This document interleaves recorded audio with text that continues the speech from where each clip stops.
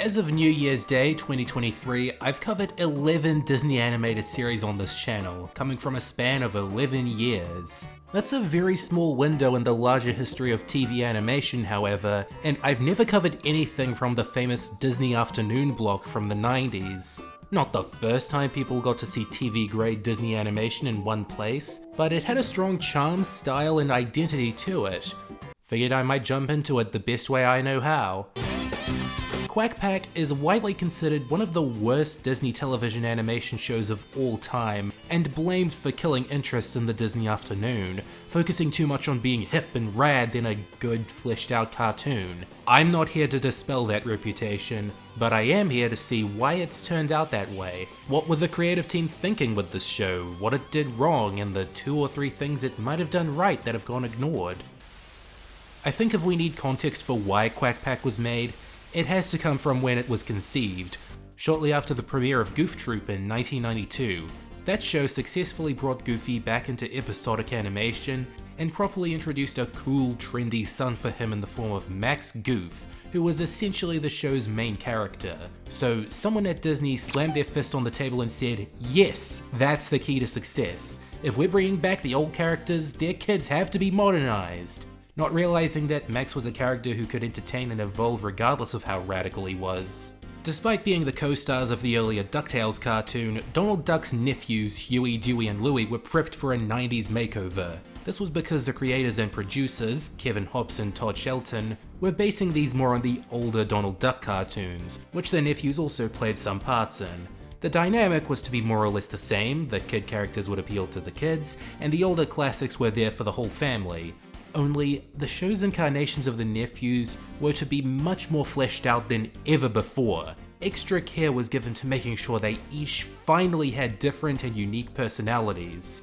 Remember this. And you know how I said they started developing this show shortly after Goof Troop? Lord only knows how production went. Production art dates back to 1993, and some finished animation appeared in the first season of Gargoyles. It was initially slated to premiere in the fall of 1995 under the name Duck Days, but for whatever reason, executive meddling, studio disinterest, or the fact that episodes had anywhere from 3 to 5 directors each, it was delayed to September 3rd, 1996, and only aired for 3 months, ending on November 28th. And looking up the production codes on the US copyright database, while they only made 39 episodes, the codes go up to 51! I think we're sitting on one of the most turbulent productions in Disney history, and I'd love to hear what happened. Despite the history, it didn't pay off at all. Quack Pack was blasted by die-hard Disney fans, and the next time the duck characters appeared in cartoon form, 1999's Mickey Mouse Works, they had reverted to their classic forms and personalities, for the most part. I wouldn't be surprised if Mouseworks was partly conceived as course correction. You don't have to bring these characters up to date. They can always be timeless with the right goals. Quack Pack didn't have the right goals. But let's see what can be said about it today. Is it funny dated or agonizing dated? You guys ever think maybe we should quit reading all these comics and do something? Someone's been reading self-help books again. Pitiful.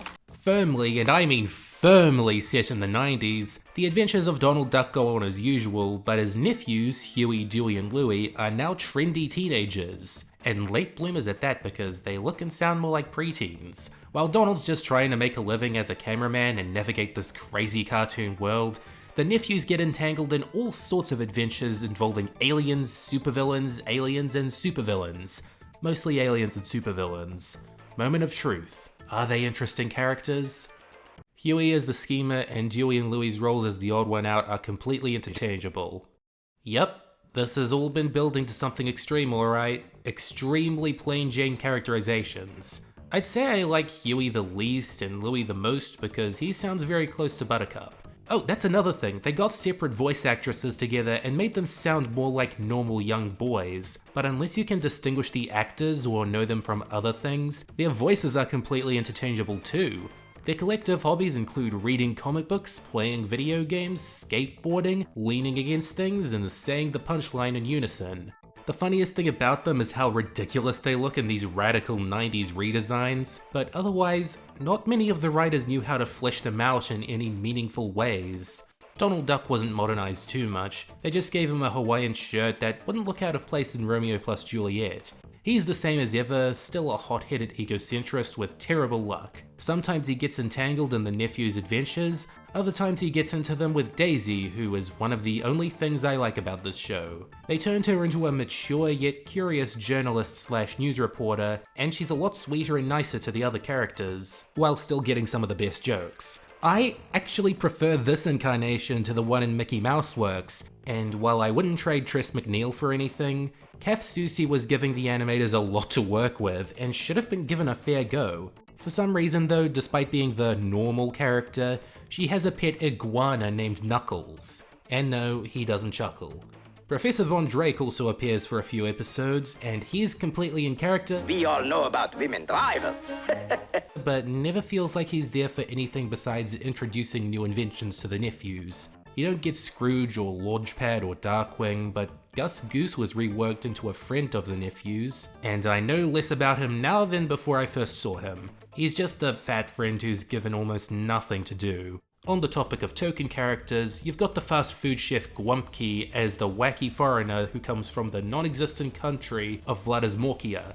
He operates on Rolf rules, where as long as they're making fun of a completely fictional country, this lovely little message is out of sight and out of mind. Mostly. And yes, there are plenty of humans in this world. More humans than anthropomorphic animals. I get there were humans in the old Donald Duck cartoons, but they'd rarely been seen in the Disney afternoon duck shows up to this point. I don't mind the plunge they took, but I do mind the characters.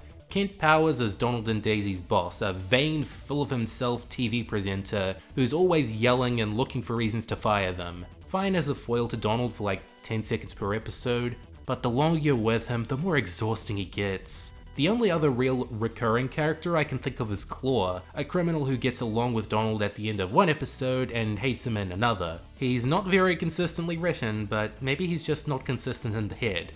And that leads you into a whole swath of villains, usually aliens, mad scientists, or con artists. Sometimes they're pretty fun, other times they're extremely dangerous stereotypes of cartoon villains, and you deserve to feel offended on behalf of cartoon villains everywhere. There's no telling how good they'll be, and that applies for all the writing.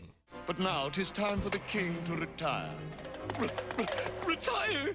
He just got the job, and he hasn't knighted me yet. Quack Pack has one of the most fitting title sequences to any animated series. Not best, not by a long shot, but it tells you exactly what you need to know about what this show is like. You're initially promised a fun old time with some classic Donald Duck shenanigans, but those don't have blast processing. So Huey, Dewey, and Louie barge in with their hip and withered adventures. Then it's a huge tug of war between the two types of adventures, culminating into something completely absurd and ending with Donald getting hurt. This is more of a content warning than a title sequence, backed by a song with some insane lyrics written by a guy called Jeff Martin. And I really want to believe it's this Jeff Martin. Most episodes are like this. Some writers wanted to revive the Donald Duck traditions, while others were more interested in doing zany things with the nephews. And before you go any further, this show gets really zany, Looney Tunes and Animaniacs levels of toon tyranny. But whereas those series had well-defined characters that can embrace or bounce off the madness, Quack Pack has a trio that never had much personality until right now. When they do have aspirations, fears, or grievances, it's contained to single episodes. Huey having vanity issues? Only in one episode. Dewey being a conspiracy theorist? That was a one-off phase. Louie dressing in the worst thing you've ever seen? Okay, he sticks with that one.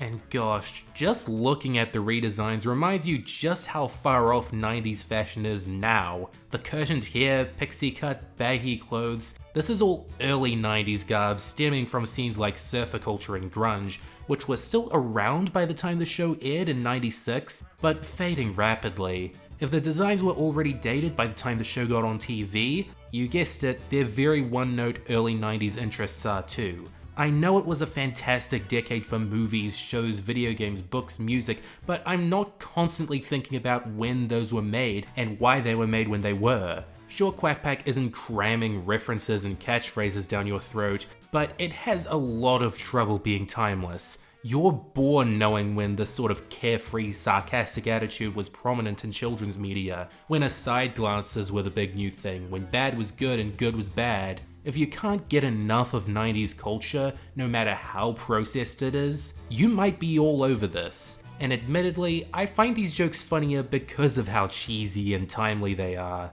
So while not the worst characters ever, the triplets are mostly boring and very unreliable as protagonists.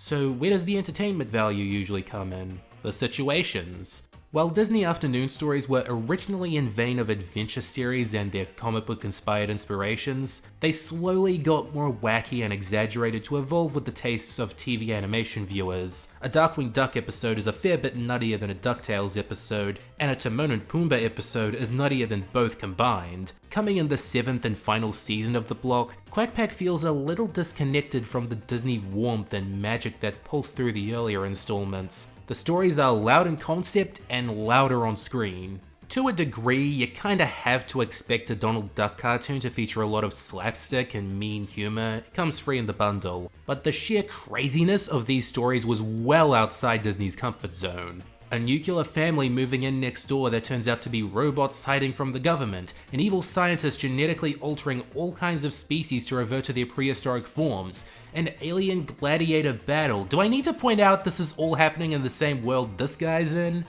And it's clear all these madcap ideas and characters are being whipped up to compensate for the triplets' lack of character. If we put these one-dimensional waterfowls in space or a secret garden, kids will like them because they like the setting. No, storytelling doesn't work that way. If once upon a time a rubber ball was sent back to medieval times and conquered the land, it would still be a rubber ball by the end of the tale. Legitimate laughs are usually reserved for whatever Donald and Daisy are doing, because Donald's shtick has stood the test of time, and Daisy's finally hot. I mean interesting, Daisy's finally interesting. These are characters that have had decades of established personality in most forms of media, so I can get behind them going on these wacky airplane hijinks or literally getting in their boss's hair. I have trust in these two because whatever modernizations they got were given some thought. Still can't understand a thing Donald says. It's a bit unfair that Daisy's working almost every time she appears, and Donald gets a lot of days off, but whatever, they're relatively stable and reliable protagonists. Even if most of the people they encounter are one note, I remember them and what they do more than the backgrounds. That's actually kinda hard because these are some very good backgrounds. And putting the writing to the side, this is a well-animated show. They dumped most of the episodes on their Australian division, who were the best at working with the classic Disney stars. They certainly had designs, but their character animation is all up to code, strong posing, believable movement, yada yada. Everyone else is a mystery show. The humans are more consistent but less interesting, the animals range from great to ridiculous, and the aliens are usually 100% ridiculous with no chance of redemption. Editing must have been a chore though, because there are a few cuts and odd scene arrangements that'll break your immersion. Also, while Disney Plus is the only place you can get every episode without a pesky screen bug in the corner, they additionally made some blatant edits to certain faster paced sequences to make them easier on more sensitive eyes. The most common methods are slowing shots down, creating lip sync issues, or applying a black vignette to the frame. Maybe these were later edits, but it's always noticeable. I wouldn't say it takes away from the well done animation work. You can tell these studios had gotten very experienced by now, to the point it's arguably one of the better looking cartoons of its time. But in terms of the worst writing this show has to offer, here's a bottom list. Yeah, I'm gonna rank all of them from best to worst. There aren't many of them, and I do want to show off the entire show, including the good episodes. Starting with my favorite, Shrunken Heroes. Louie's going through an environmentalist phase, so is devastated to find out his heroes seemingly turn to the dark side. The shrinking adds way more excitement into what's otherwise a script that's got more character than the others. Gatorade was probably Daisy's most fulfilling adventure, getting to investigate a gold robbing scheme. The villains are pretty funny here, Daisy's given an especially headstrong demeanor, and if none of that's to your taste, an alligator falls in love with Donald. Pride Goeth Before the Fall Guy features an incredible villain, Ratigan. It's also about Nigel Nightshade screwing with Donald and Kent's whole show to get some treasure. This is one of the few episodes they animated digitally, so not only is Rob Paulsen's guest appearance a pleasant surprise, but they got really wild here and you can more easily climb aboard. IOU, a UFO, is about alien sightings in the desert, with a not so surprising but still intriguing plot twist, and a faint bit of character growth in Dewey through the ordeal to not be so susceptible to alien gossip. But the moral of the story is don't lie. Hit the Road, Backwater Jack involves Dewey having a hero who turns out to be a deceitful piece of work. It's way more focused than the last entry in this genre, but a little less interesting, and Donald's off inflating. The moral of the story is don't lie. Leader of the Quack has the pack of Quack travel to a medieval village that believes Donald's the king, and he takes the position without trying to argue. The moral of the story is don't lie, and also be a stronger woman. The dragon subplot makes this better. Ready, Aim, Duck involves Donald trashing the house and making up a white lie that a criminal did it, somehow making him a national hero? I don't mind as long as it's filled with serviceable Donald Duck shenanigans and has a well-intentioned message. The moral of the story is don't lie. With no place to hide, we're edging into the mid-tier of episodes that are wild times but not that well thought out or engaging. Donald's envy is a good character, being personified by a green envious wolf, but this is the hokiest sitcom misunderstanding ever, with a fantasy sequence where Donald thinks Daisy's in love with everyone in the ski loft, including the boy. Next episode, All Hands on Duck sees Donald Duck return to the Navy and mess things up for Bikini Bottom. He deserves the trouble he gets into here for having terrible taste in video games, playing what looks like a Sega CD FMV game on a third-party flight stick. Any wonder the Capcom tie-in broke through? The moral of the story is don't lie. Pardon My Molecules is another one held up significantly by Daisy's presence. Her side of the story was somewhat compelling, but the whole stuck together shebang with Huey and Dewey was more take it or leave it. Hero Today, Dawn Tomorrow has Donald lie, again, about being friends with this big extreme sports superstar, with the inevitable punchline that the superstar actually does go way back with Donald. It has one good back and forth when he tries to keep up the con, but you guessed it, the moral of the story is don't lie. Koi Story's title is as modern as this show gets. It has a lot of Dan Castellaneta yelling and a giant fish that hardly emotes. That's the extent of the entertainment value, good enough for me. The Boy Who Cried Ghost is like Lonesome Ghosts but more totally tubular. The pack formerly known as Quack stay in a haunted house, but due to Dewey's obnoxious Halloween pranks, no one takes his claims of ghosts seriously. The moral of the story is don't lie. Can't Take a Yoke is your typical babysitting / Benjamin Button romp, where the boys have to take care of a Donald that keeps getting younger and younger. My favorite thing about this episode is that the first phase is him going back to his 1934 incarnation, and his old rapscallion personality was funny to see interpreted as an adolescent phase. The Germinator is our Fantastic Voyage episode, with the insane Dr. Tovar planting gems in Donald's brain. Once again, the Daisy stuff is funny, but this Tovar guy and the adventure as a whole haven't got a whole lot of substance. Island of the Not So Nice is your standard mix of Jurassic Park and the live-action Super Mario Bros. Movie. Someone wants to devolve everyone to their prehistoric forms, and Knuckles gets blasted and turns into a giant monster. The resolution is funny, but not in a clever way. Phoniest home videos comes from the pre-YouTube era of ways to embarrass your family on a national scale. A greedy network executive steals Donald away from the boys and has this whole manipulative plan with doctored photos that I can't believe anyone's falling for. Also, what was up with that French foot fetishist? This isn't a haha wacky old cartoon moment that imprinted differently on young minds. This guy clearly had a thing for Daisy's feet, and it creeps me out. Unusual Suspects has one of the most bizarre premises of the show. A mostly typical 50s family moves in, and it's revealed they're military robots. It's a crazy turn of events, but I kinda feel bad for them. Not enough to consider this episode high art, but it gets a special sticker. None Like It Hot had us in the first half, seemed like a fine little adventure about Louie wanting to find a comic book, but they couldn't help themselves from throwing in a supervillain with a kooky heatwave plot. The countdown is Squidward. 2 minutes to lift off. Need for Speed is about a race that ends up being very wacky. Donald and a blowhard race for Daisy's affection, but a toy ends up winning. This is the last episode in production order. I choose to believe that it's basically her husband now. Recipe for Adventure is our big showcase of Gwumpke's homeland. Want to see a bunch of jokes about a culture that makes no sense? Just join a new fandom, this episode's useless. With Return of the T-Squad, we're getting to the legitimate stinkers. A little over halfway through the ranking, oh boy! Donald fights aliens and gets some help from the T-Squad, the nephews' superhero forms. They did little to make me invested in their superhero forms, seen much lower on the list. Duckquake sees our lovable heroes gaslight Donald into buying them an extremely expensive earthquake kit. Not because they're worried about an earthquake in a West Coast-like location in an episode written in 1994, just for all the cool gadgets that come with the kit. The moral of the story is don't lie.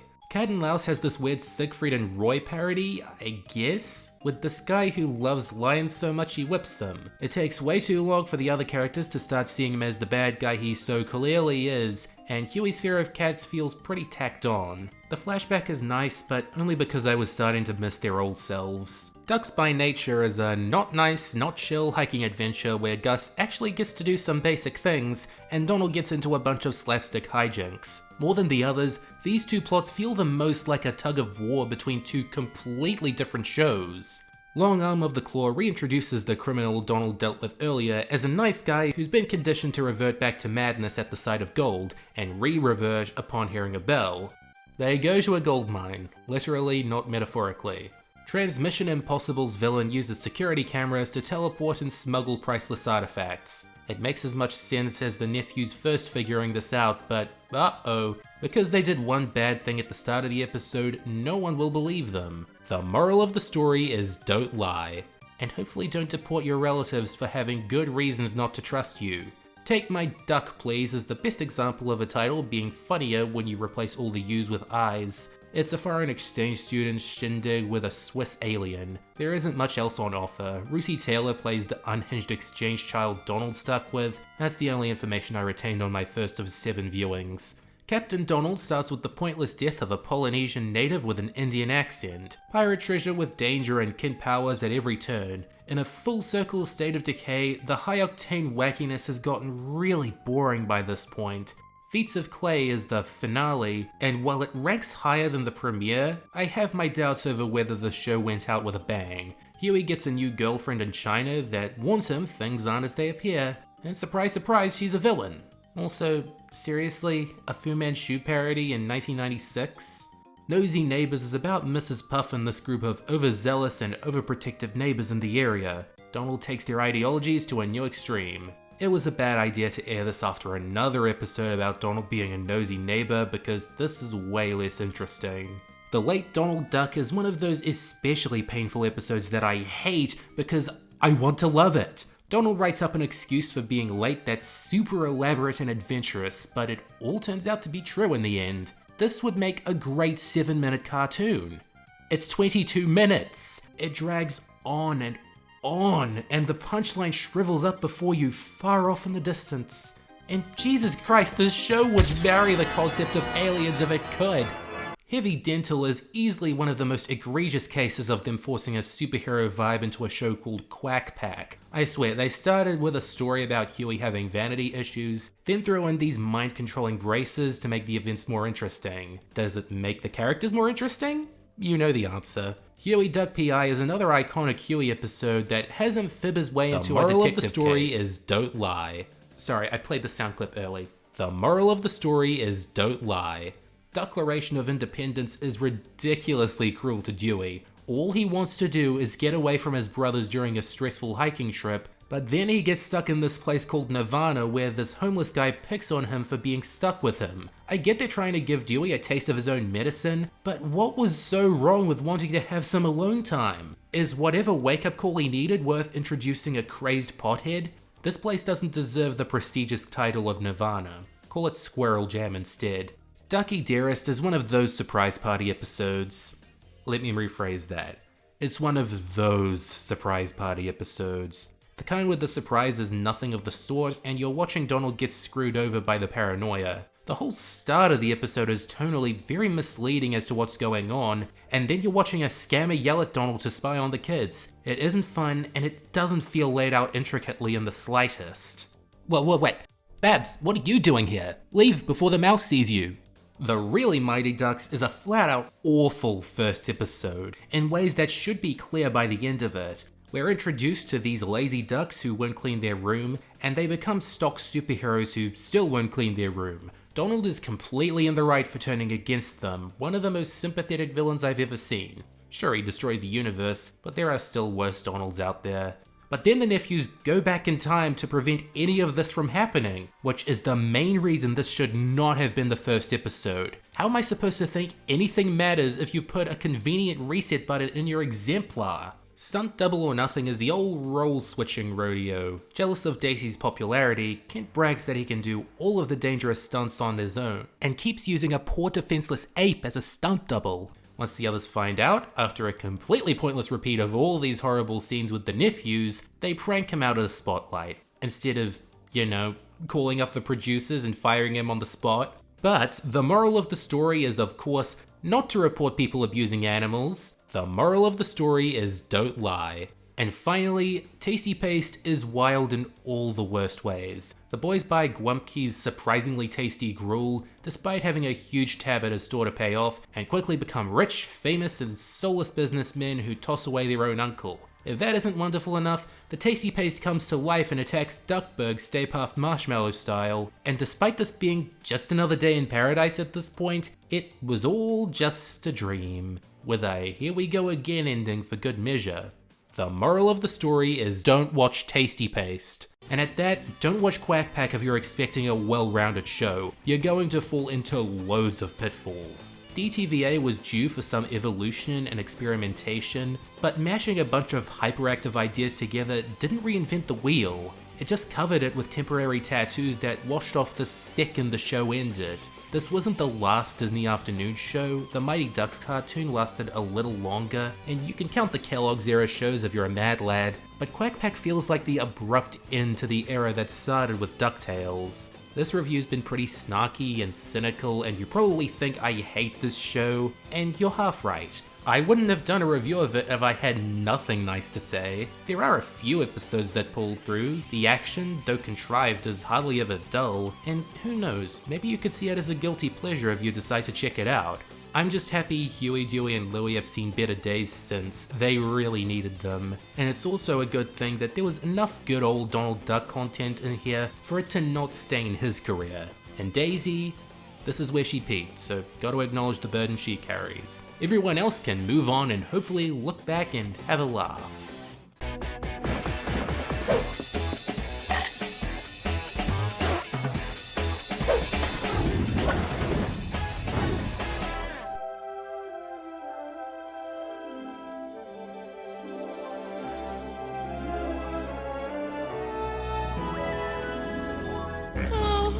I feel very peculiar.